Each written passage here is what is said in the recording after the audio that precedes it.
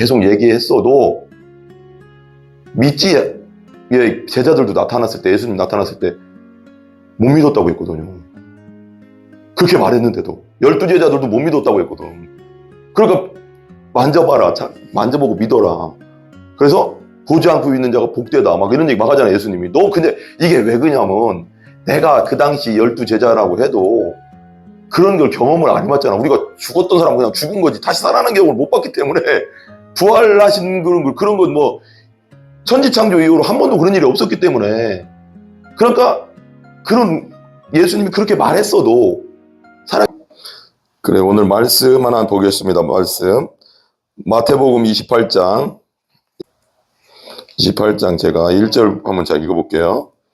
안식일이 다 지나고 안식 후 첫날이 되려는 새벽에 막달라 마리아와 다른 마리아가 무덤을 보려고 갔더니 큰 지진이 나며 주의 천사가 하늘부터 내려와서 돌을 굴려내고 그 위에 앉았는데 그 형상이 번개 같고 그 옷은 눈같이 희건을 지키는 자들이 그를 무서워하며 떨며 죽은 사람과 같이 되었더라. 천사가 여자들에게 말하여 이르되 너희는 무서워하지 말라. 죄송해요.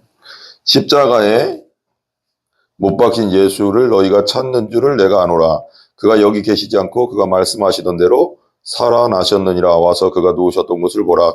따라해보세요. 살아나셨느니라. 아멘. 이게요, 그냥 우리가 부활하니까 우리가 맨날 어렸을 때부터 부활 들어서지만 이 부활 사건은 뭐라고 할까요? 이 세상 역사 중에 가장 큰 사건. 어떤 신학자들은 천지 창조보다 부활이 더 세다. 그 정도로. 나는 근데 그 설명을 들어보면 정말 그래요. 천지 창조 사건보다 예수님의 부활 사건이 더 크다. 막 이렇게까지. 더 큰 사건이다. 이렇게까지 얘기하거든요. 그러니까 이게 모든 그때 당시 제자들부터 해서 500의 형제 다 증인이 있고, 그리고 빌라도의 편지에도 나와 있고, 빌라도가 이제 보고식으로, 성경은 아니지만 빌라도의 시대잖아요. 빌라도가 로마에 이제 보고할 때 보고식으로 올리는 편지도 있고, 이게 역사적 기록이 다 있거든요. 그래서 역사적 사실이라는 거지. 예수님의 십자가와 부활이 역사적 사실인데, 오늘은 웨인 그루뎀 조직신학 28번 부활과 승천에 대해서 좀 보겠습니다. 근데 오늘은 승천을 안 보고 부활만 보겠습니다. 부활과 승천 중에 승천까지 보면 너무 길어져서 안 될 것 같아서요. 부활만 보겠습니다. 부활 사건만 좀 이렇게 성경적으로 우리가 좀 이게 봐야 될 것 같아서, 성경에서는 어떻게 얘기하고 있나 이게 좀 설명이 되게 조직신학은 다르게 나와 있거든요. 좀 이렇게 더 이렇게 체계적으로 써 있어가서 되게 좋거든요. 그래서 이제 부활하신 이 질문이 있어요. 부활하신 그리스도의 몸은 어떤 모습이었는가? 그 다음에 두 번째, 그리스도의 부활은 우리에게 어떤 의미가 있는가? 그리고 세 번째는 그리스도께서 승천은 빼고요. 그러니까 부활만 보면 부활하신 그리스도의 몸은 어떤 모습이었는가? 그리스도의 부활은 우리에게 어떤 의미가 있는가? 그러니까 예수님 부활만 하면 그냥 부활하셨다 그냥 대단하네 그게 아니라 그 부활이 우리에게는 어떻게 의미가 있는가? 이게 엄청나게 중요하거든요. 그러니까 설명과 성경적 기초가 뭐냐면 부활을 보면 신약의 증거가 있어요. 신약은 하나님의 말씀이잖아요. 신약의 증거가 있는데 제가 그냥 읽으면서 설명할 건 설명할게요. 너무 어느 정도 아시는 분들이 다 있으니까. 근데 좀 설명할 것만 설명할게요. 복음서는 그리스도의 부활에 대한 다수의 증거를 포함하고 있다. 아까 말한 대로 마태복음 28장 1절에서 20절 다 복음서는 다 있어요. 마가복음 16장 1절에서 8절, 누가복음 24장 1절에서 53절, 요한복음 20장 1절에서 21장 25절. 이 복음서의 증거에 더해서 사도행전에서도 사도들이 그리스도의 부활을 선포하며 살아계시고 하늘에서 다스리시는 그리스도께 계속해서 기도를 드리며 그분을 신뢰할 것을 촉구하고 있다. 그러니까 사도행전을 읽어보면 예수님이 너희 죄를 위해 십자가에 돌아가셨다 보다는 예수님이 나사렛 예수가 부활하셨다를 선포해요. 거의 복음을 전할 때 부활을 증거합니다. 보통 부활하셨다를 사도행전 전체적으로 읽어보면 부활에 대해서 포커스를 맞추거든요. 그럼 부활하신 그분이 메시아다 이런 걸 많이 얘기해요. 부활하신 그분이 너희들이 죽인 메시아다 이걸 많이 얘기해요. 그러니까 십자가 부활 당연히 중요한데 우리는 십자가에 대해서 많이 얘기하잖아요. 근데 이제 초대교회 때 사도행전을 그냥 우리 한 장 한 장 읽어보면 이 베드로나 이런 사도들이 이제 외칠 때 예수가 살아나셨다를 외쳐요. 예수가 살아나셨다. 이게 더 크다는 거지. 십자가가 더 십자가 중요하죠. 그렇지만 부활 사건을 통해서 십자가가 부활한 예수를 보니까 그분이 진짜 하나님의 아들이 맞네? 성경적으로 맞네 하면서 십자가까지 보이는 거지. 아, 그럼 저분이 우리 죄를 위해 돌아간 게 맞네? 이렇게 다 보여요, 이게 하나로. 그러니까 십자가가 그 안에 속해 있는 거예요, 부활 사건 안에. 십자가를 무시하는 게 아니라. 그러니까 십자가보다 부활을 막 선포하거든요. 계속. 사도행전에는 그렇다는 거예요. 그러니까 성경적으로 한번 이렇게 얘기하는 거예요. 사도행전 사도들의 그리스도의 부활을 선포하며 그게 얘기했고요. 서신서는 전적으로, 서신서는 뭐예요? 그 바울의 열세권 서신서, 그 다음에 공동서신, 뭐 이렇게 있잖아요? 그런 서신들, 그냥 뒤에 있는 거, 사도행전 뒤쪽에 있는 거, 로마서부터 쫙 그쪽이요. 그 서신서에는 어떻게 됐냐? 전적으로 예수께서 이제 높이 들리신 교회의 머리고, 그러니까 부활하신 그분이 뭐라고? 교회의 머리다. 따라요. 교회의 머리다. 믿고 예배하며 경배할 뿐이고, 하나님이라는 거죠. 하나님. 부활로서 하나님을 증명한 거예요. 언젠가 능력과 큰 영광 가운데 다시 오셔서 왕으로서 이 땅을 다스리실 살아계신 구원자라는 전제를 기초로 하고 있다. 이 부활이 없으면 그런 게 안 된다는 거예요. 요한계시록이 나오죠. 하늘에서 다시 다스리시는 부활하신 그리스도를 반복적으로 보여주고 있다. 그분이 다시 오셔서 그분의 원수를 정복하고, 예수님의 원수가 누구예요? 하나님의 원수가? 원수를 정복한대. 원수가 누구예요? 사단 마귀죠. 마귀. 사탄 마귀. 마귀가 마귀를 뭐 한다? 정복했다. 정복하고 영광 중에 다스릴 것이라고 예언하고 있다. 전체적으로, 그러니까 신약 전체적으로 부활에 대해서 엄청나게 계속 얘기하고 있다. 마태, 마가, 누가, 복음서부터 해서 사도행전, 서신서, 요한계시록까지 다 예수님의 부활 사건에 대해서 강력하게 얘기하고 있다. 신약의 가르침만을 근거로 삼아 그리스도의 부활을 믿는 것이 마땅하다. 하지만 신약의 권위를 받아들이지 않는 사람들을 위해서도 그리스도의 부활에 대한 설득력 있는 역사적 논증이 존재한다. 뭐라고요? 그러니까 이럴 수 있다는 거예요. 이 사람이 이제 이 외인부덤 얘기하는 건 뭐냐면, 아니 성경 그걸 어떻게 믿어? 이런 거 할 말이 없잖아. 그러니까 사람들한테 우리가 막 예수님 부활이 성경이 써 있습니다. 이 성경은 100년 이전에 다 기록된 겁니다.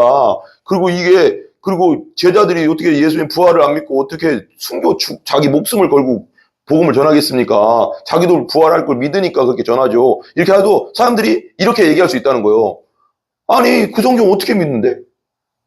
누가 그냥 이야기로 쓸 수도 있는 거 아니야? 이렇게 버리면 이게 말이 안 되잖아요, 또. 근데 이게 진짜 역사적 기록이고, 쿰란, 동굴에서, 이스라엘의 광야의 동굴에서 사해 문서가 발견됐잖아요. 그게 100년 이전의 문서거든요. 그래서 두루마리가. 그래서 성경이 그대로 다 이사야서도 발견되고요. 그리고 이 원본들, 서신들이 로마 카톨릭 뭐라고 할까요? 전 시대부터 역사적 기록들이 다 있어요. 그 성경들이 그대로 100년 그때 기록한 거, 그리고 AD 200년, 300년, 400년, 이렇게 500년, 600년이 기록된 게 다 지금도 있어요. 박물관에. 그 교회에. 그러니까 그게 가짜가 아니라는 건데, 그런 걸 다 들이대도, 그럼 뭐 이렇게 해버리면 할 말이 없으니까. 근데 중요한 건 뭐냐면, 여기 말하자면, 그렇게 신약의 권위를 받아들이지 않는 사람들을 위해서도 그리스도의 부활에 대한 설득력 있는 역사적 논증이 존재한대요. 역사적 기록이 존재한다고. 성경 아니라도 역사적 기록이 존재한대요. 그래서 어떤 신학자들에 의하면 조사해 보니까 아리스토텔레스나 플라톤 우리가 있다는 거 믿잖아요. 근데 그 기록보다도 성경 외에 또 예수님에 대한 기록이 훨씬 많대요. 부처에 대한 기록보다 훨씬 많대요. 성경 외에도. 그런 정도로 확실하다는 거예요, 부활은. 그러니까 예수님이 살아계셨다는 것. 이 자체를 안 믿어버리려고 하니까, 사람들이.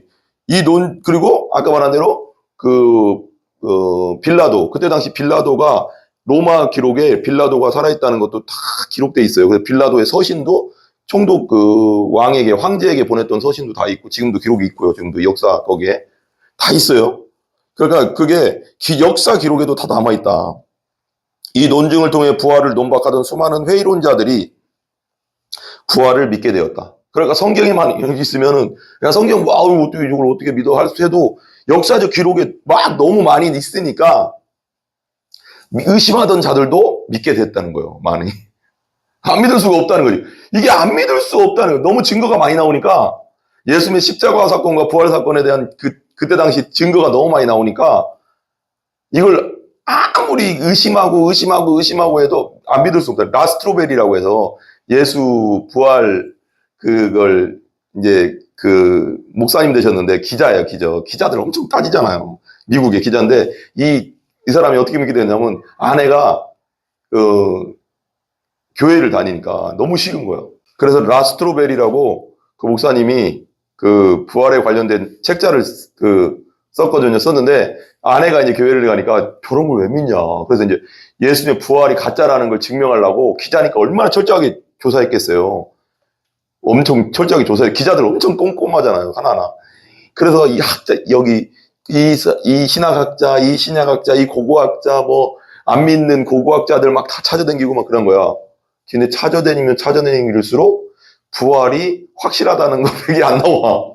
예수님 부활이 확실하니까 자기도 믿고 목사님 됐어요. 미국에 유명한 그 부활에 대한 책자를 쓴 분이 있어요. 그러니까 부활에 대해서는 우리가 여러분, 부활에 대해서는 조사하면 조사할수록, 의심하고 조사하면 조사할수록 더 확실한 증거밖에 안 나와요. 그러니까 안 믿을 수 없는, 굴복할 수밖에 없는, 너무 많기 때문에 증거가. 너무 많아요, 그러니까 뜬금없이, 나 무슨 말도 안 돼, 부활이. 그런 사람들은 네이버니 뭐니 막 다 찾아보세요. 찾아보면 찾아볼수록 성경 외에도 너무 많이 나오기 때문에, 여러분이 찾다가 부인할 수 없게 만들 거야, 아마 여러분 자신을. 그냥 아무 조사도 안 해보고, 부활이 뭐 어떻게 죽었던 사람이 살아나가 아니라, 그때 당시 역사가 사실이니까 찾아보면 나온다니까요. 네이버니 뭐, 안 믿는 고고학부터 다 찾아보면 나와요. 그냥 답이 나와. 안 믿을 수 없게. 그래서 회의론자들도 부활을 믿게 됐다. 2번, 그리스도의 부활의 본질은 뭐냐? 온전해진 몸이다. 따라해, 온전해진 몸이다. 그러니까 부활은 온전해진 몸이에요. 온전해진 몸. 여러분 뚱뚱하세요? 막 그냥 뚱뚱해서 걷지를 못해요? 막 아파서 막 너무 힘들어요? 우리 예수님 믿는 사람, 중생한 사람, 예수 생명이 내 안에 있는 사람은 나중에 부활할 건데, 예수님 오시 부활할 건데, 그때는 온전해진 몸. 아멘? 너무 행복하지 않습니까? 지금 막 약 먹고 있는 분들, 아프신 분들, 고통당하고 있는 분들, 이거 지나간다는 거죠. 이렇게 지나가고. 그래서 왜 요한계시록에 이런 말 나오잖아요. 천국은 눈물도 없고, 고통도 없고, 아픔도 없고, 병도 없고, 죽음도 없다고. 너무 행복하지 않습니까? 이 세상은 아무리 뭐 해도 어차피 늙어서 죽고, 새해서 죽고, 병 걸려서 죽고, 교통사고로 죽고, 막 죽는 게 한두 가지예요. 뭐 다 죽지 뭐. 그죠? 너무 아프고, 슬프고, 고통스럽고. 그죠? 근데 그리스도의 부활의 본질은 뭐냐? 예수님은 온전해진 몸이라는 거예요. 이게 되게 중요한데요. 그리스도의 부활은 이전에 나사로 알죠? 나사로. 요한복음 11장 1절에서 44절. 요한복음 11장 1절에서 44절에 보면 이 나사로가 죽은 지 나흘이 돼서 무덤에서 썩은 내가 난다고 했거든요. 그 중동되면 뜨거워가서 하루만 딱 지나면 막 썩기 시작한대요. 그래서 그 장례를 우리는 3일이잖아요. 그게 하루인가밖에 안 한대요. 왜냐하면 금방 부패되니까. 금방 몸이 너무 뜨거우니까 금방 부패된대요. 그래서 4일 됐으면 벌써 뭐 많이 썩었지요. 근데 그 삼배로 동동 감은 걸 나사로에 나오라니까 예수님이 하나님이시니까 생명의 주인이시니까 생명이 들어가게 하니까 그냥 이거 미라처럼 나왔는데 풀어주고 다니게 하라고 하잖아요. 그건 뭐냐면 나사로가 살아나는 건 뭐냐면 따라해 보실래요? 소생은 뭐냐면 그냥 살아나는 거예요. 그냥 육체 부활이 아니에요. 그건 왜? 늙으면 또 죽어. 지금 살아났지만 예수님의 능력으로 예수님이 하나님 왜 나사로 살려서 남은 예수님이 하나님이라는 증거 표적으로 보여주는 거지. 생명의 주인이구나, 저분이. 이걸 보여주려고 한 거지. 그래서, 근데 나사로는 또 지금 젊어도 나이가 먹어서 또 죽어요. 살렸어도. 그건 소생이고, 진짜 부활은 뭐냐? 온전해진 몸. 아프지도 않고, 병도 안 들고, 고통도 없고, 마지막 뭐예요? 이것도 없고, 죽는 것도 없고, 안 죽어. 그 몸은. 그 부활의 몸은 안 죽어. 이거 아시죠? 나는요, 제일 예수님이 도마에게 나타났을 때도 그랬고, 나는 그 생각이 들어요. 부활했을 때, 왜 예수님이 분명히 하나님이시기 때문에 그 자신이 못 박힌 손이나 창자국을 다 없애고 부활할 수도 있을 텐데, 그렇잖아요. 근데 부활했을 때 그거 아세요? 도마한테 나타났을 때나 제자들에게 나타났을 때 못 자고 그대로 나타났고요. 창자국 그대로 나타났어요. 그래서 왜 그러냐면 도마가 그때 없을 때 제자들 사이에 딱 갑자기 나타났다가 사라져가서 도마 없을 때 나타났더니 도마는 못 믿겠다니까 도마가 갑자기 또 나타났잖아요. 두 번째 나타나더니 도마야 일로 와라. 네 손으로 내 손가락을 만져보고 손에 못자국을 만져보고 내 창자국에 손을 넣어보라고 하거든요. 넣어보래. 그러니까 창자국이 이렇게 크니까 넣어보래. 그래서 내가 그 생각이 드는 거예요. 이 부활의 몸은 피가 없구나, 피. 왜? 여기가 빵꾸 뻥 났다니까? 그리고 여기가 빵꾸 뻥 났어. 손을 넣어보라잖아. 아니, 나는 좀 디테일하거든. 내가 좀 연구할 때 좀 집요하게 연구하거든요. 잘 생각해봐요. 왔잖아요. 여기 뻥 뚫렸다니까, 지금? 창자국이 있다니까, 여기? 그리고 여기가 이 자국이 있어. 그래서 그 생각이 드는 거야. 그 부활의 몸은 예수님만 따지면 예수님이 부활하신 그 몸은 피가 흐르는 몸이 아니구나. 이렇게. 모양은 똑같아. 그러니까 우리가 살았을 때 그 예수님의 모양하고 비슷한데 똑같은데 피가 없는 살아있는 몸이라고 해야 되나? 그리고 시공간을 막 뛰어넘잖아요. 이게 다 이중으로 막 다 잠궈놨는데 갑자기 확 나타났다가 없어지잖아. 연기가 아니고 유령이 아니란 말이에요. 왜? 만질 수 있는 몸이거든, 또. 그러니까 이게 잘 생각해보면 좀 여러 가지로 연결되거든요. 이게 그렇지 않아요? 내 말이 틀린 말은 아니잖아요. 빵꾸나는 피가 다 흘려진 몸이에요. 근데 생명이 들어간 몸이니까 하나님의 생명으로 서 있는 몸이에요, 이제는. 그게 부활체거든요. 우리도 예수님이 다시 오실 때 우리 몸도 그런 몸이 되는 거예요. 죽지 않는 몸, 아프지 않은 몸. 공간을 이동할 수 있는 몸이에요, 그건. 예수님 승천하실 때 어떻게 올라갔어요? 뭐 비행기가 뭐 이렇게 헬리콥터가 끌어올려줬어요? 근데 없는데? 그냥 올라갔어요. 그 몸은 시공간을 막 초월하는 몸이에요. 무슨 슈퍼맨이 아니라고.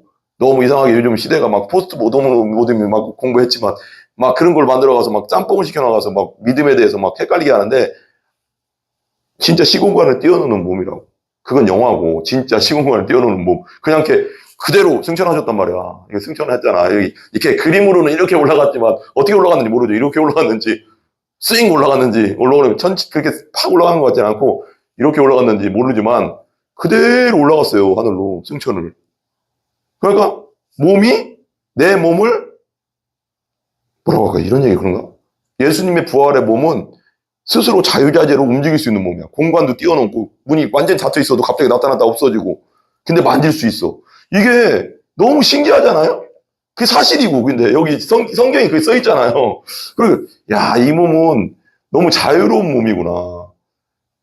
죽지 않으면서도 아프지도 않고 고통도 없는 뭐라고 할까? 이 세상에서는 없는 몸이에요. 어쨌거나. 그리고 나사로가 경험한 그런 죽음은 아니에요.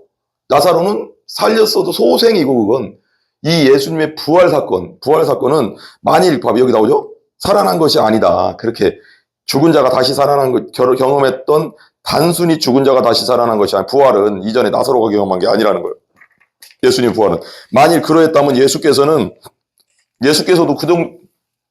그냥 부활했으면 그냥 나사로처럼 살아난 정도면은 예수님도 나이가 먹을 거 아니에요. 그럼 예수님 또 죽어 안 죽어?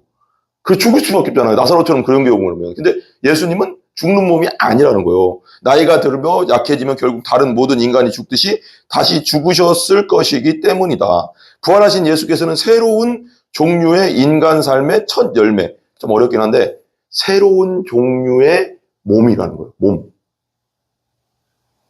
이 부활의 몸은 우리 몸이 살아나는 건 맞지만 완전 새로운 종류의 몸이에요. 따라서 완전 새로운 종류의 몸이다. 여기서는 첫 열매라고 했거든요. 고린도전서 15장 20절 한번 찾아볼래요?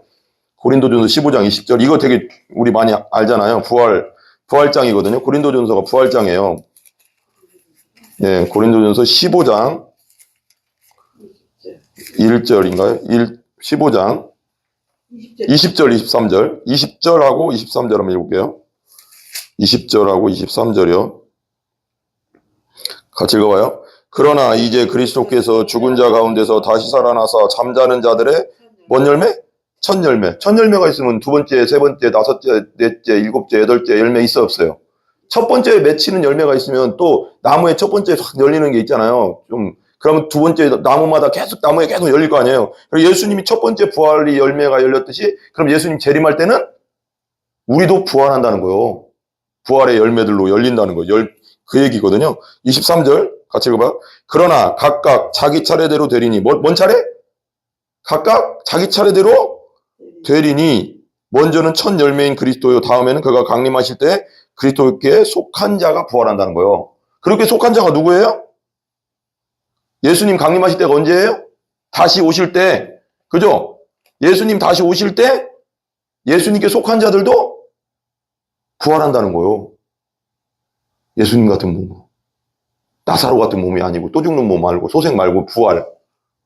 공간을 뛰어넘고 아프지 않고 죽지 않는 몸. 이야, 이거 뭐 상상이 안 되지만 생각만 해도 기분이 좋네요. 기분은 좋네. 너무 행복하네, 그건 진짜. 그죠?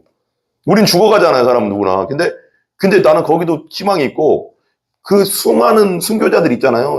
그 2000년 사이에 우리 기독교인 2000년 사이에 그들도 목베임 받아 죽건 뭐 칼에 좀 찔려 죽건 총으로 죽었건 어떻거나 짐승한테 사자한테 물려 죽었건 어쨌거나 지금은 흙 속에서 완전히 형체도 없을 거 아니에요. 근데 나는 이 생각이 들어요.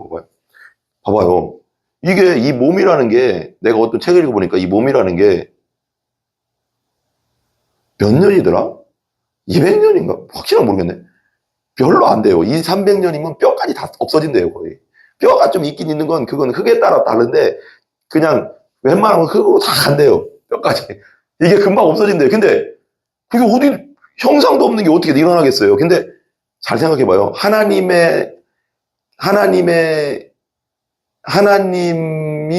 우리를 만드셨잖아요. 우리는 기억이 못해도, 우리 형상은 다 사라졌어도, 하나님은 우리 형상을, 옛날에 우리가 이 땅에 살았을 때 형상을 다 아실까요? 모를까요? 하나님은. 아시죠? 1000년 전에 살았던 사람도 하나님 아시고요. 10,000년 전에 살았던 사람도 하나님 아시고요. 노아의 방주 때 살았던 사람도 하나님은 그 얼굴까지 다 아세요. 하나님 만드셨으니까. 그러면 그대로 다 부활시킬 수 있어요. 흙에서 죽지 않는 몸으로.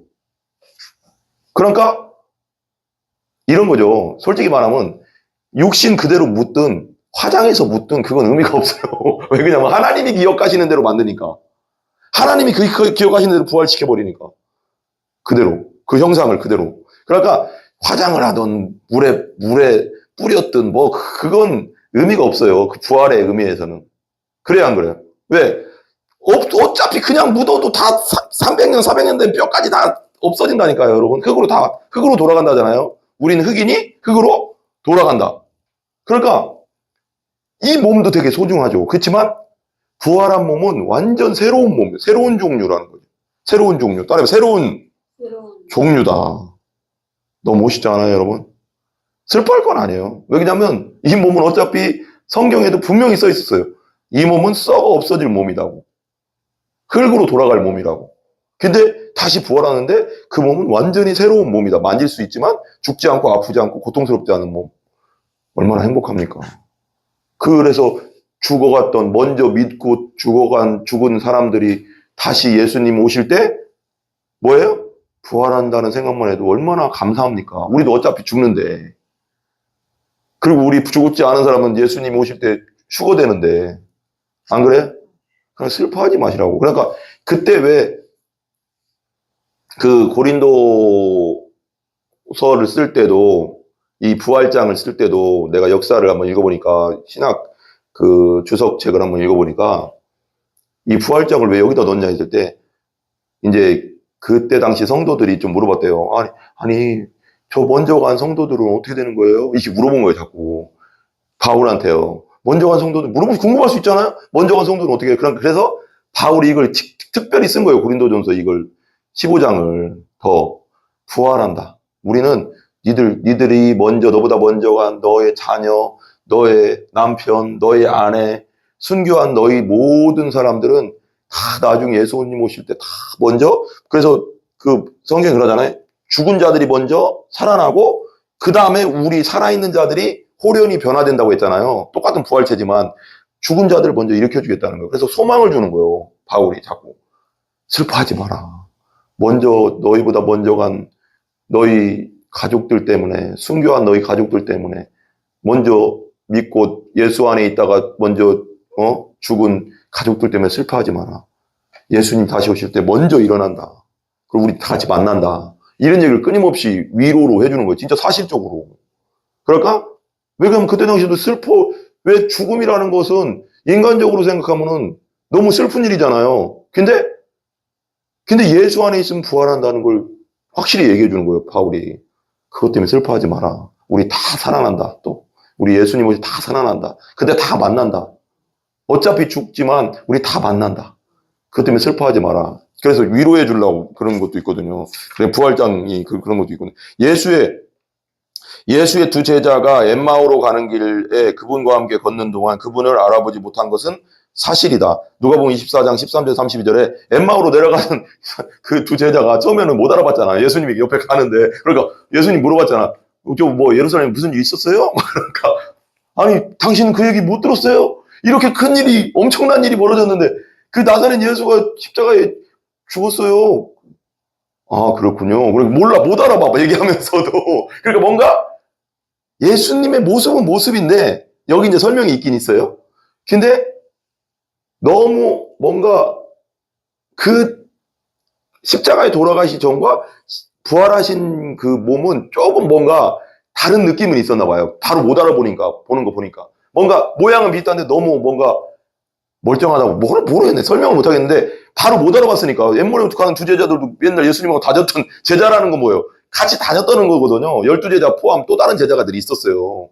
12제자는 완전 사도고, 또 제자 또 따라다니는 500의 성제 막 이런 사람 있잖아요. 그러니까 그런 사람들은 거의 예수님 3년 반 사역할 동안 계속 쫓아다녔던 예수님 얼굴 맨날 보던 사람이라고. 근데 옆에 가고 있는데 못 알아봤다니까? 그잖아. 성경에 나오잖아요. 그러다 나중에 떡을 떼시고 나서 그분이 우리가 길에서 걸어올 때 성경을 풀어줄 때 우리 마음이 뜨겁지 않더냐. 저분이 우리 부활하신 예수님이구나. 그때 알거든요. 떡을 떼실 때 밥 같이 먹자고 하다고 그랬잖아요. 그래서 그때 알고 막 달란 말이야. 여기 이제 나오는데 누가 이것이 그들의 눈이 가려져서 그인 줄 알아보지 못했기 때문이고, 누가복음 24장 16절 그래 가려졌다고 하잖아요. 나중에는 그리고 봐봐요. 예수님이 살아계실 때 십자가 부활 사건, 다시 살아난다는 사건을 계속 얘기했어도 제자들도 나타났을 때, 예수님 나타났을 때 못 믿었다고 했거든요. 그렇게 말했는데도 12제자들도 못 믿었다고 했거든. 그러니까 만져봐라, 만져보고 믿어라. 그래서 보지 않고 믿는 자가 복되다, 막 이런 얘기 막 하잖아요, 예수님이. 근데 이게 왜 그러냐면 내가 그 당시 12제자라고 해도 그런 걸 경험을 안 해봤잖아. 우리가 죽었던 사람 그냥 죽은 거지 다시 살아나는 경험을 못 봤기 때문에 부활하신 그런 건 천지창조 이후로 한 번도 그런 일이 없었기 때문에.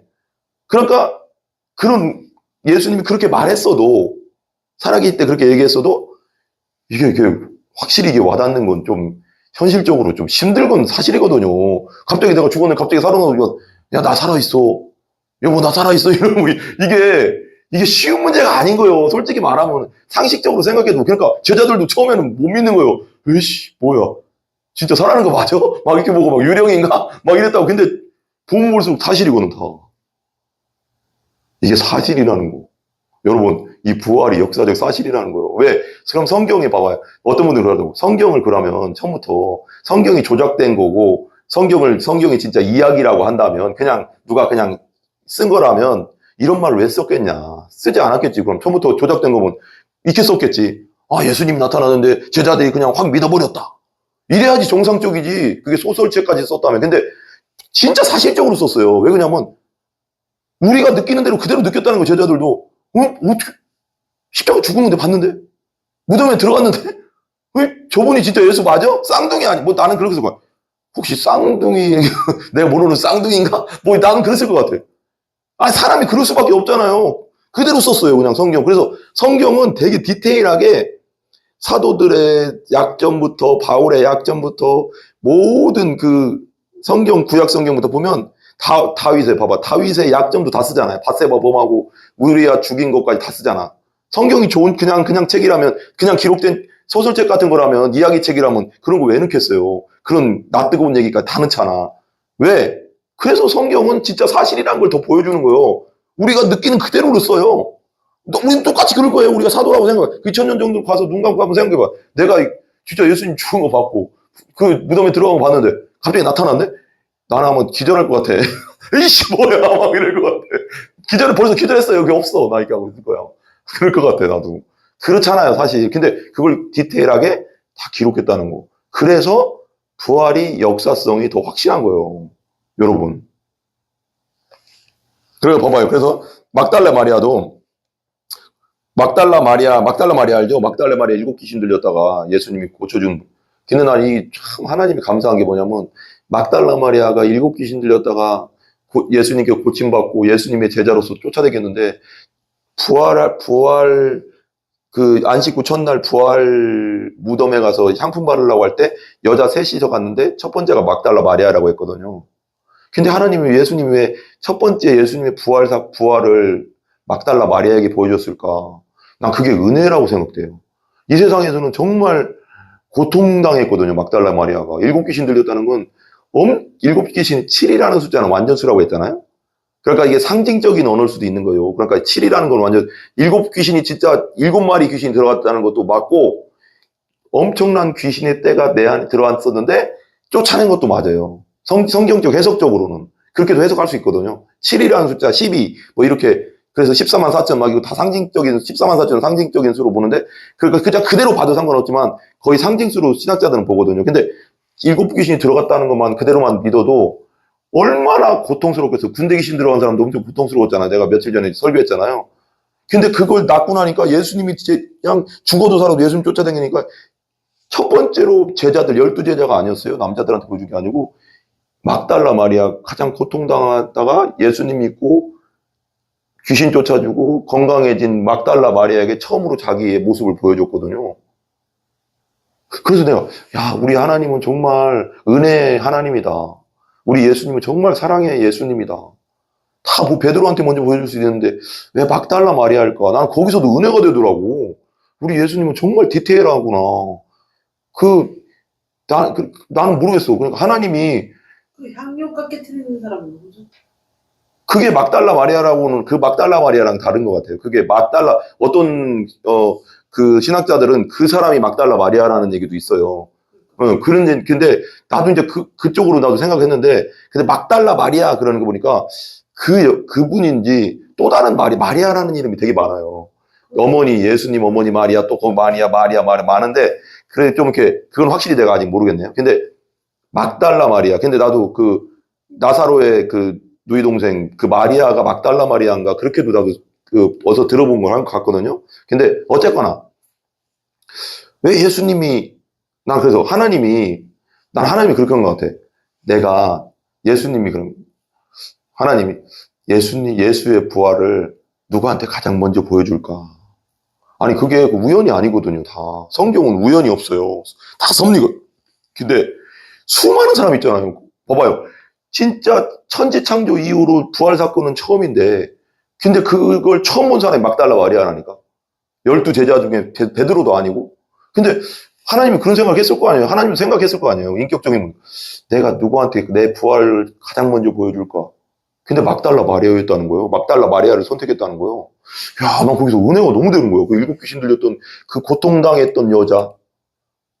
진짜 하나님이 그 연약하고 부족한 그 여자한테 가장 먼저 자기를 보여주고 싶었던. 난 거기서 모르겠어요. 거기서 되게 은혜가 되더라고, 나는. 되게 막 뭔가 오더라고. 이렇게 막 오는 게 있더라고. 설명은 안 되는데 뭔가 하나님의 그 마음이 느껴지더라고. 뭔가 모를 그 막. 그래서 막달라 마리아, 이게 막달라 마리아는 잠시 예수를 알아보지 못했다. 막달라 마리아도 모르더라고. 새벽에 갔는데. 요한복음 20장 14절 16절에 나오거든. 어쩌면 너무 어두웠거나 처음에 마리아가 그분을 쳐다보지 않고 있었기 때문일 수도 있다. 마리아는 일찍이 아직 어두울 때에 성경에 나오죠. 예수의 무덤을 찾아왔으며 요한복음 20장 1절 일단 그분을 알아본 뒤에는 돌이켜 그분께 말했다. 그 나중에 알아봤어요. 마리아도. 그러니까 이 엠마오로 가는 두 제자도 나중에 알아봤고 막달라 마리아도 예수님의 부활하신 그 한참 있다가 좀 알아봤단 말이에요. 근데 또 이 다른 경우도 있어요. 이게 이것만 정상적인 게 아니고 다른 경우에 제자들은 빠르게 예수를 또 알아봤대요. 어떤 제자들은 빠르게 알아봤대. 마태복음 28장 9절. 마태복음 28장 9절 볼래요? 그러니까 다양하게 알아봤다는 건데, 다양하게.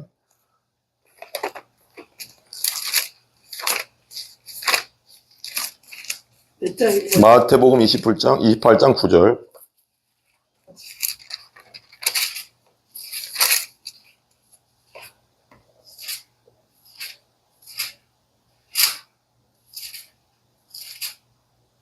부활하셔서 나타났을 때예요. 같이 읽게요. 예수께서 그들을 만나 이르시되 평안하냐 하시거늘 여자들이 나아가 그 발을 붙잡고 경배하니. 예수님인 걸 알아봤어요. 부활한 몸으로 나타났는데 바로 평안하냐 하니까 그냥 바로 경배했다는 거예요. 예수님이란 걸 알아봤어요. 바로 알아보는 사람도 있었어요. 그 다음에 요한복음 20장 19절 볼래요? 요한복음 20장 19절. 그러니까 더디 알아본 사람도 있고 바로 알아본 사람도 있고 뭐 여러 부류가 있다는 거예요. 그러니까 이걸 뭐 딱 정할 수는 없다는 거죠. 요한복음 20장 19절.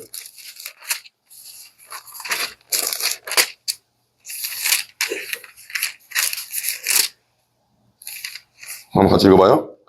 이날 곧 안식 후 첫날 저녁 때 제자들이 유대인들을 두려워하여 모인 곳에 문들을 닫았더니 예수께서 오사 가운데 서서 이르시되 너희에게 평강이 있을지어다. 이 말씀을 하시고 손과 욕구를 보이신 제자들이 주를 보고 뭐하더라? 기뻐하더라. 바로 믿었어, 이 사람들도. 바로. 진짜 맞네 하고. 물론 여기는 의심했다 뭐 그런 말 없잖아요. 뭐 못 알아봤다 그런 말 없잖아요. 그러니까 두 부류의 또 사람이 있는 거예요. 어느 정도 엠마오 두 제자와 막달라 마리아는 바로 못 알아봤고 또 어떤 제자는 바로 또 알아보는 제자도 있었고.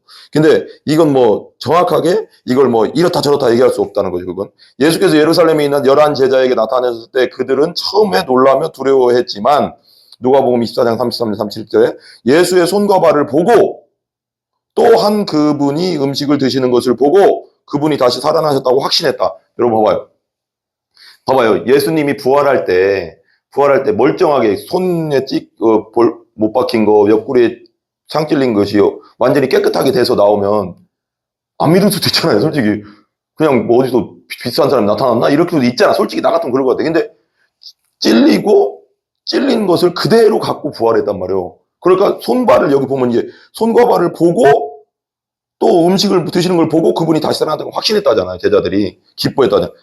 증거지, 증거. 스티그마. 그러니까 이 예시는 예수께서 죽으시기 전과 부활하신 후에 신체적 외형 사이에 상당한 정도의 연속성이 존재했을 말이에요. 그러니까 그 부활이 그러니까 그대로 거의 부활로 들어갔다는 거죠. 그 몸이. 하지만 그분이 죽으시기 전과 정확히 같은 모습이셨던 것은 아니다 그래요. 정확히 같은 모습은 아니에요. 옛날에는 십자가 지기 전에는 피가 있는 몸이었고 지금은 부활하셔서 죽지도 않고 아프지도 않고 고통도 당하지 않는 몸, 만질 수 있는 몸, 죽지 않는 몸으로 태어난 거죠. 새롭게 된 거죠. 그러니까 완전 다른 건데 부활했다는 거죠. 그 다음에 그렇기 때문에 제자들은 그들 눈앞에 일어난 일을 보고 놀랐으며 예수를 즉시 알아볼 수 없었다. 아마도 신체적 외형의 차이는 고통과 역경, 슬픔의 삶과 산 인간과 그 몸이 건강하고 젊은 모습으로 온전히 회복된 사람 사이의 차이였을 것이다. 이 웨인 구르님 이렇게 얘기해요. 옛날에는 예수님이 고통과 역경을 많이 당했잖아요. 슬픔을 겪었다 그랬잖아요. 이사야서 53장에 보면 많은 질고를 겪었고 고통을 당했고 막 그러면서 그리고 30년 동안 목수 생활했기 때문에 엄청 고생을 해서 손 같은 데도 엄청 좀 이렇게 그랬을 거예요, 아마. 그렇게 뭐라고 할까 이런 얘기 그랬지만 꽃미남은 아니었다고. 꽃미남 고생 안 한 몸이 아니란 말이에요. 엄청 고생한 손과 발이라고. 왜냐하면 그때 당시 목수도 고생 엄청 했거든요. 30년 동안 아버지 요셉 밑에서 아버지 돌아가신 다음에 자기가 목수 생활 또 했단 말이에요. 아버지가 일찍 돌아가신 것 같아. 요셉이. 그런데 그 나머지 30년, 15년 가까이를, 어려서 15년 가까이는 자기가 목수 생활하면서 먹고 살았어야, 말하자면 그런 거잖아. 예수님도 육신을 갖고 살았으니까. 마리아 견사하면서. 또 말하자면 육신적으로는 마리아의 첫째 아들이잖아요. 성령으로 잉태됐긴 했어도. 그러니까 자기 가족을 부양하며 살았을 거란 말이에요. 결혼을 안 했지만 예수님도. 그러니까 엄청 고생한 손과 그 땡볕에서 또 뭐 집을 짓거나 뭐 하면 목수 생활 다 그렇게 하잖아요. 그러면 얼굴도 그다지 아마 많이 고생한 얼굴이었을 거예요, 아마. 근데 부활한 몸은 여기 이게 이 외인 구로됨에 의하면 이렇게 나오는 거야. 아마도 신체적 외형적 차이는 고통과 역경, 슬픔의 삶을 산 인간과 그 몸이 건강하고 젊은 모습으로 온전한 온분이 회복된 사람 사이의 차이였을 것이다. 부활한 몸이 좀 그랬을 거란. 그래서 처음에 엠마오로 가는 두 제자나 그 막달라 마리아가 처음에는 바로 못 알아보는 것도 그런 이유가 있지 않냐. 이해가 가잖아요. 그죠? 예수의 몸은 여전히 육신의 몸이었지만 부활하여 결코 다시는 고통을 당하거나 약해지거나 아프거나 죽을 수 없는 변화된 몸입니다. 아멘? 할렐루야. 이게 우리 몸이 된다는 게 이렇게 우리도 옛날에 부활하면 나중에. 우린 지금은 어때요? 이게 거꾸로잖아요? 지금은 고통을 당해야 한다고 이 몸이. 찔르면 아프고 부러지면 아픈 게 고통 당하잖아요. 약해지죠. 그죠? 병 때문에 약해지고 아프거나 아파요. 그죠? 죽을 수 없는 몸이에요. 우리 몸이? 죽는 몸이에요. 이건. 근데 부활한 몸은 이게 없어요. 너무 놀랍지. 감사하죠. 그리고 변화된 몸이었다. 그 몸은 죽지 아니함을 입었고 고린도전서 15장 53절 바울은 부활한 몸이 썩지 아니할 것으로 영광스러운 것으로 강한 것으로 부활의 영의 몸이라고 말한다. 그랬어요. 고린도전서 15장 42절 44절 찾아볼래요? 이것 좀 찾아보면 좋아요. 고린도전서 15장 42절 44절 고린도전서 15장은 계속 펴놓으면 좋아요. 계속 읽어야 돼요. 이거 15장이 부활장이라 계속 나오거든요. 15장 42절에서 45절까지 44절까지 한번 읽어볼게요. 제가 죽은 자의 부활도 같이 읽어봐요. 죽은 자의 부활도 그와 같으니 썩을 것으로 심고 썩지 않을 것으로 사시라. 뭐라고요? 썩을 것으로 심고 썩는 것은 지금 이 육체고 썩지 아니할 몸은 부활의 몸이에요. 이제 우리 나중에 그리고 이 43절 욕된 것으로 심고 영광스러운 것으로 다시 살아. 영광스러운 몸이에요. 이제는 부활의 몸. 그죠? 약한 것으로 심고 우리는 지금은 약해요. 믿음으로 지금은 심어요. 그지만 나중에는 강한 것으로 약하지 않은 것으로 다시 살아나며 44절 같이 봐요. 육의 몸으로 심고 이게 육의 몸이죠. 그 다음에 신령한 몸으로 다시 살아나니 육의 몸이 있은즉 또 영의 몸도 있느니라. 따르면 영의 몸도 있습니다. 신령한 몸, 죽지 않는 몸, 아프지 않는 몸, 고통당하지 않는 몸, 시공간을 막 뛰어넘는 몸, 만질 수 있어. 근데 유령이 아니라고. 이게 이제 확실한 거죠. 부활의 몸. 그러니까 부활을 고대하시기 바랍니다. 초대교회 때가 몇 번 얘기했잖아요. 초대교회 때 그렇게 죽어가면서도 왜 그렇게 순교해 나갔을 수 있었냐면 부활의 신앙이 있었어요. 나중에 난 산다. 나도 예수님처럼 나중에 다시 부활한다. 이걸 믿었어요. 그래서 죽을 수 있었습니다. 그런 고통 속에서도 계속. 얼마나 고통스러워요. 사자가 무는데 안 아프겠어요. 얘랑 같이 죽는데 막 콜로세움에서요. 그 역사적 기록 보면 잔인해요. 애들도 그냥 사자한테 다 물리고 죽고 막 다 죽었어요. 근데도 왜 그렇게 신앙을 지켰을까요? 어차피 이 몸은 언젠가는 죽는데 나 예수님 부인하지 않고 부활의 몸을 입는다. 이걸 묻고 가는 거예요. 이 몸. 영광스러운 몸. 따르면 영광스러운 몸을 입습니다. 예수의 무덤을 찾아온 여자들은 부활하신 그분을 뵙고 그 발을 붙잡았다.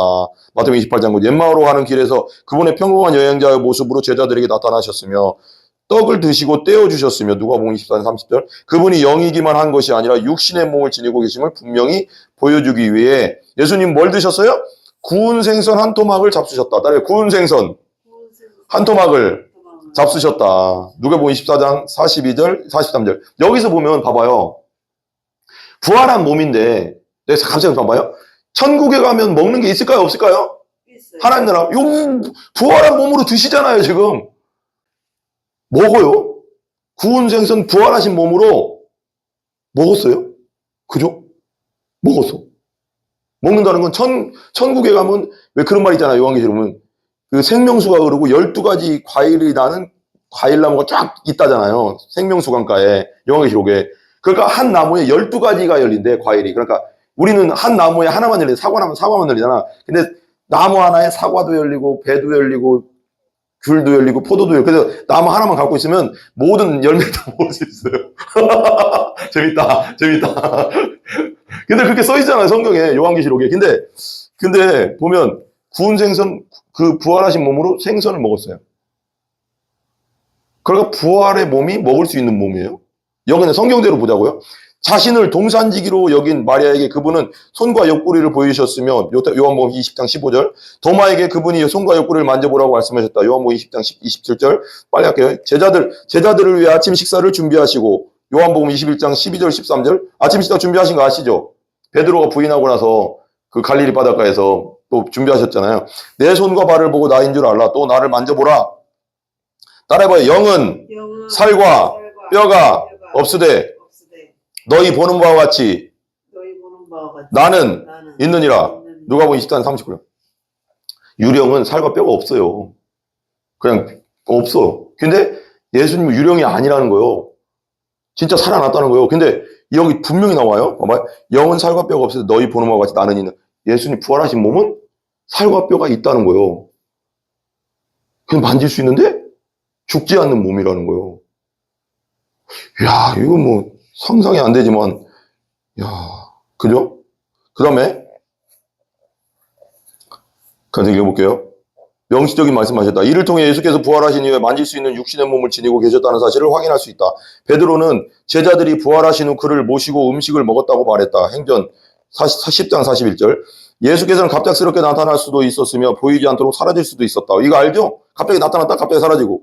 누가복음 20장 31절 한번 볼래요? 누가복음 20장 31절. 이거 고린도전서는 적어놓으시고 여기 자주 와요. 그래서 부활장이라 누가복음 24장 31절. 24장 31절.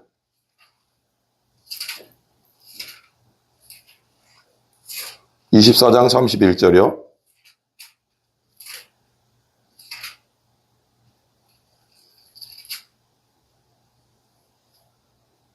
30절부터 제가 볼게요. 그들이 함께 음식 잡수실 때 떡을 가지다 축사하시고 떼어 그들에게 주시니 그들이 눈이 밝아져 그인 줄 알아보더니 예수님 알아봤어요? 예수는 그들에게 보이지 아니하는지라. 갑자기 사라졌어요. 그죠? 그 다음에 36절 읽어봐요. 같이. 36절 시작. 이 말을 할 때 예수께서 친히 그들 가운데 서서 이르시되 너희에게 평강이 있을. 갑자기 또 나타나셨어요. 갑자기 사라졌다 없어졌다 또 나타났다 막 그래요. 지금 부활의 몸은. 하지만 우리는 이 사실에 너무 많은 결론을 끌어내지 않도록 주의해야 된다. 그러니까 외인그루dem은 이것만 딱 보고 나서 어떤 성경을 항상 볼 때 전체적인 걸 다 봐야 된다고 했잖아요. 이 본문의 2절만 보고 갑자기 막 이런 글도 있네? 막 그걸로 표준화시키면 안 된다는 걸 얘기하는 거예요. 모든 건. 전체 문맥을 보고 전체 성경을 보면서 그걸 봐야 된다는 걸 말해요. 주의해야 한다. 모든 부분에서 예수께서 갑자기 나타나거나 사라질 수 있다고 말하는 것은 아니기 때문이다. 그죠? 이 어떤 본문은 단지 예수께서 오셔서 제자들 사이에서 계셨다고 말한다. 엠머브에서는 예수께서 제자들의 시야에서 갑자기 사라졌을 때 이것은 특별하고 기적적인 사건이었을지도 모른다. 사도행전도 이와 비슷한 사건을 보도한다. 주의 영이 빌립을 이끌어간지라 내시는 기쁘게 길을 가므로 그를 다시 보지 못하니라. 사도행전 8장 39절. 또한 예수께서 문이 잠긴 상태에서 오셔서 제자들 사이에서 계셨다는 사실 요한복음 20장 19절에서 26절에 나온다. 그죠? 갑자기 들어왔다. 너무 많은 결론을 끌어내려고 해서도 안 된다. 어떤 본문은 예수께서 벽을 통과하시거나 그와 비슷한 행동을 하셨다고 진술하지 않기 때문에 다른 본문에 그런 건 없으니까 또 사도행전은 잠긴 오구의 문이 기적적으로 열려 베드로가 밖으로 나갈 수 있었다고 보도한다. 사도행전 12장 30절. 그래서 세 번째, 성부와 성자가 모두 부활에 참여했다. 따라서 성부와 성자가 모두 부활에 참여했다. 계속 읽을게. 쭉쭉 그럼 편하게 읽을게. 빨리. 몇몇 본문은 성부 하나님이 그리스도를 죽은 자 가운데 다시 살아나게 하셨다고 분명히 말한다. 사도행전 2장 24절, 로마서 6장 4절, 고린도 6장 14절, 갈라디아 1장 1절, 에베소 1장 20절. 다른 본문은 예수께서 그분의 부활에 참여하셨다고 말한다. 내가 내 목숨을 버리는 것은 그것을 내가 다시 얻기 위함이니 이로 말미암아 아버지께서 나를 사랑하시느니라. 이를 내게서 빼앗는 자가 있는 것이 아니라 내가 스스로 버리노라. 나는 버릴 권세도 있고 다시 얻을 권세도 있는. 예수님이 왜 생명을 버릴 권세도 있고 얻을 권세가 있을까요? 누구시기 때문에? 생명의 주인, 전지전능한 하나님이니까. 생명의 주인이니까. 버릴 권세도 있고 얻을 권세도 있어. 자기 권이. 생명의 권세를 가지고 있으니까. 이 계명은 내 아버지에게 받았느냐. 요한복음 10장 17절에서 18절. 따라서 성부와 성자가 모두 부활에 참여하셨다고 결론 내리는 것이 최선이다. 그러니까 성부와 성자가 모두 부활에 참여했다는 거예요. 하나님께서도 일으킨 것도 맞지만 성자가 또 일어난 것도 맞다는 거예요. 그러니까 하나님이시니까. 실제로 예수께서 따라해봐요. 나는 부활이요 생명이니. 이 생명은 그냥 여기 이 생명이 아니에요. 육신적 생명 말하는 걸 아니고 영원한 생명을 말하는 거예요. 예수님 믿으면 영원한 생명이 있고 예수님 믿으면 우리도 부활하죠. 그죠? 나는 부활이요 생명이니. 이것만 해도 엄청 힘이, 이게 복음의 핵심이에요. 나는 부활이요 생명. 그죠? 요한복음 11장 25절, 7장 16절. 부활의 교리적 의의가 뭐냐? 그리스도의 부활은 물질적 창조가 선하다고 하는 것을 주장한다.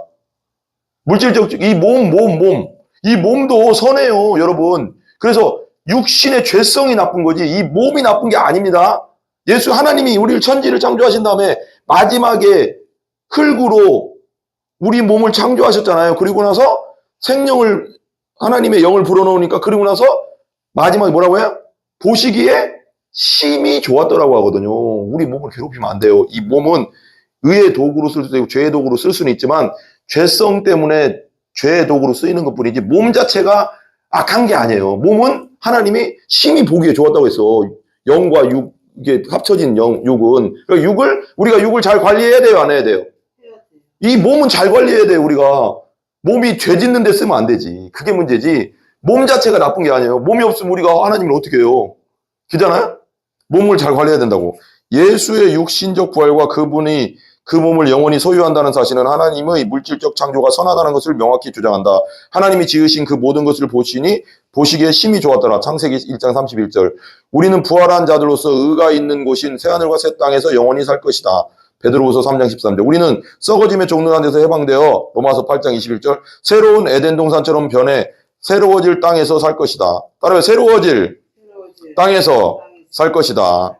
새로운 예루살렘이 있을 것이며 사람들은 만국의 영광과 존귀를 가지고 그리로 들어갈 것이다. 계시록 21장 26절. 그곳에서 수정같이 맑은 생명수강이 있을 거야. 아까 생명수강 얘기했죠? 이 강은 하나님과 및 어린 양의 보좌로부터 나와서 길 가운데로 흐르고 강 좌우에 뭔 나무? 따라해, 생명나무가 있어 12가지 열매를 맺되 달마다 그 열매를 맺을 것이다. 계시록 22장 1절 2절. 이건 보야 되겠다. 계시록 21장 22장 제일 끝에 1절 2절. 하나님의 나라는 이렇다는 겁니다. 하나님 나라.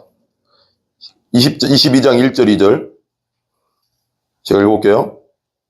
또 같이 읽어봐요. 시작. 그가 수정같이 맑은 생명수의 강을 내게 보이니 하나님과 및 어린 양의 보좌로부터 나와서. 생명수의 강이 어디서부터 나와요? 하나님과 어린 양의 보좌. 하나님 자체가, 예수님 자체가, 성령님 자체가 생명수 강이라는 거예요. 생명수라는 거예요. 생명 그 자체라는 거예요. 영원한 생명. 그죠? 22절, 2절 참. 그 길 가운데로 흐르더라. 강 좌우에 뭐가 있어요? 여기 강이 막 이렇게 흐르는데, 보좌로부터 강이 흘러나와서 강이 막 흐르는데 뭐가 있어요? 생명나무. 강 좌우에 생명나무가 이렇게 있다는 거예요. 강 좌우에 강이 흐르고요. 이게 있는데, 근데 봐봐요. 그 다음에 뭐라고 썼어요? 12가지 열매. 이 한 나무에, 이 한 나무를 확대해 볼게요. 이게 확대할게요, 나무를. 나무를 잘 못 그리긴 하지만. 이 나무예요. 나무라고 생각하세요. 사과나무에 사과만 열는데 12가지 열매가 열린다고. 우리 다 한번 12가지나 과일도 난 생각도 안 나겠다. 사과, 하나씩 그려보자. 사과, 뭐든지 있겠죠. 배, 귤. 여러분 좋아하는 거 빨리 불러봐요, 빨리.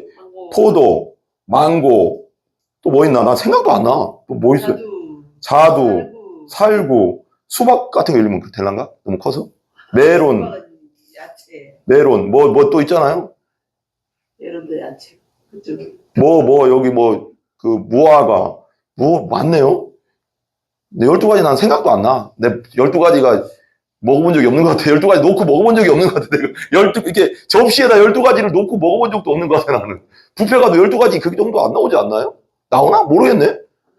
나 못 본 것 같아요. 그러니까, 한 나무만 있으면, 여기 나는 그런 걸, 하나님이 어떻게 할지 모르겠지만, 천국 가면, 이 나무 하나씩, 한 사람당 하나씩 줄 수도 있지 않을까. 아니, 지금 12가지 과일이 계속 열린대요. 너무 신기하지 않아요, 이거 나는? 너무 신기하고. 그리고 이거 되게 봐봐요. 열매를 맺고 그 나무 잎사귀들은 만국을 치료하기 위하여 있더라. 다시는 저주가 없으니 하나님과 그의 어린 양의 보좌가 그 가운데 있으리니 그의 종들이 그를 섬기리라. 따라해봐. 다시는 저주가 없다. 없으면 하나님의 나라 들어가면 다시는 저주가 없어요. 저주가 없다는 거예요. 심판도 없고, 고통도 없고, 아픔도 없고, 눈물도 없고, 저주가 없다고. 아니, 우리가 사명을 다하고 가야죠. 그죠? 근데 하나님 이 땅에서 우리가 또 불쌍한 영혼들 전도하고 사명을 다하고 가야지 그냥 할 수는 없죠. 그래야지 누릴 때 더 행복할 거 아니에요? 자, 이처럼 물리적이며 새롭게 된 우주 안에서 우리는 하나님이 새로워진 물리적 창조 안에서 삶에 합당한 육신을 지닌 인간으로 살아갈 것이다. 부활하신 예수 육신은 하나님의 본래적인 인간 창조가 선한 이유, 곧 인간을 천사처럼 영으로만 창조하지 않으시고 힘이 좋은 육신을 지닌 피조물로 창조하셨기 때문임을 밝힌다. 우리는 비물질적인 세계가 피조물에게 더 나은 것이라고 생각하는 오류에 빠지지 말아야 한다. 하나님이, 소리 나요? 하나님이 그분의 창조의 절정으로서 우리를 만드셨을 때 그분은 우리에게 육신을 주셨다. 그죠? 창조할 때 우리도 육신이 있었잖아요. 예수께서 온전해진 몸으로 죽은 자 가운데 다시 살아나셨고 지금은 하늘에서 다스리시며 다시 오셔서 우리가 영원히 그분과 함께 살 수 있게 하실 것이다. 그랬어요. B는 좀 빨리 읽을게요. 그리스도의 부활은 우리의 거듭남을 보증한다. 중생을 보증한다는 거예요. 거듭남은 새로운 생명이잖아요. 베드로는 하나님이 예수 그리스도를 죽은 자 가운데서 부활하게 하심으로 말미암아 우리를 거듭나게 하사 산소망이 있게 하셨다. 봐봐요. 죽은 부활을 통해서 우리를 뭐하게 하셨다? 거듭나게 하셨다는 거예요. 이게 이해 가세요? 왜 부활이 거듭남과 연결될까요? 거듭난다는 건 그러니까 우리가 그냥 다시 태어난다는 건데 그 원어적으로는 위로부터 태어나다 그런 뜻이거든요. 하나님이 주신 생명이라는 거예요. 하나님이 주신 생명으로 다시 새로워졌다는 거거든요. 예수를 믿으면 성령이 내 안에 들어오시잖아요. 그걸 말하는 거예요. 성령으로 거듭나는 거면 성령이 내 안에 들어오면서 하나님과 끊어졌던 죄성 때문에 끊어졌던 내 영혼, 죽었던 영혼이 죽었다고 하기도 그렇지만 하나님과 끊어졌으니까 죽었던 영혼이 관계가 끊어졌던 영혼이 다시 관계가 연결되면서 하나님의 생명과 연결된 붙어있는 포도나무 가지에 포도가 붙어있는 것처럼 붙어버리는 거죠. 그게 거듭남이거든요. 그러니까 여기서 부활이라는 건 뭐냐면 예수님이 부활의 영이 그 성령이 내 안에 들어오는 거예요. 예수님을 영접한다는 건 뭐냐면 예수님이 부활하신 예수님을 내가 영접한다는 거거든요. 그러면 부활하신 예수님이 내 안에 계시는 거예요. 그러면 내 안에 성령 안에 내 영혼 안에 성령 부활의 영이 내 안에 있단 말이에요. 예수님 부활시킨 그 영이 부활의 영이. 그러면 나중에 내가 죽으면 부활의 씨가 있다는 그 고린도전서 아까 15장에 나오는 부활의 씨라고 하거든. 그걸. 이 생명이 있기 때문에 내 몸이 죽어도 예수님 다시 오실 때 다시 살아나는 거예요. 그래서 부활하고 거듭남하고 중생하고 이렇게 연결되어 있는 거예요. 그러니까 부활이 없으면 우리가 중생할 수 있어요, 없어요? 못해요. 왜? 부활의 영 예수님이 일어나지 못했는데 어떻게 생명이 들어오겠어, 내 안에. 예수님이 영접한다는 건 부활하신 예수님을 영접한다는 거예요. 이게 조금 설명이 좀 어렵긴 한데 이해는 가시죠? 그 생명이 내 안에 있기 때문에 죽어도 사는 거예요, 나중에. 그래서 중생이 중요한 거예요. 교회만 다니지 말고 종교 생활하지 말고 제대로 예수 믿고 중생하고 거듭나서 다니는 게 하늘의 생명이 예수님이 내 안에 확실히 있어야지 살아나는 거예요. 나중에 예수님 와도 나 교회 다녔는데 나 왜 예수님 오시고 재활임하셨는데 나는 왜 안 일어나지? 나는 왜 천국 못 가지? 예수님이 내 생명이 내 안에 없으니까 못 가는 거예요. 믿는다는 건 그거예요, 여러분. 중생하고 거듭난다는 건 그래서 그러잖아. 성경에 나오잖아. 네가 거듭나지 않고 중생하지 않으면 하늘나라를 볼 수도 없고 하늘나라를 들어갈 수도 없다고 했잖아요. 요한복음에. 그게 부활하고 연결. 부활의 생명이 내 안에 있느냐. 이게 핵심 포인트예요, 여러분. 예수님이 내 안에 있다는 건 부활의 생명이 내 안에 있다는 거예요. 예수님 믿어도 여러분 종교 생활하듯이 믿지 말고 제대로 믿어야 된다는 거예요. 제대로 믿어야지 내 안에 성령이 있다고. 중생에서 제대로 믿는 거. 이해 가시죠? 여러분들이 진짜 확신 가운데 믿고 있다면 여러분 안에 생명이 있는 겁니다. 성령이 있는 거예요. 의심할 건 없어. 근데 그냥 교회만 왔다 갔다 하지는 말라는 뜻에서 얘기하는 거예요. 믿으려면 제대로 믿으라는 거예요.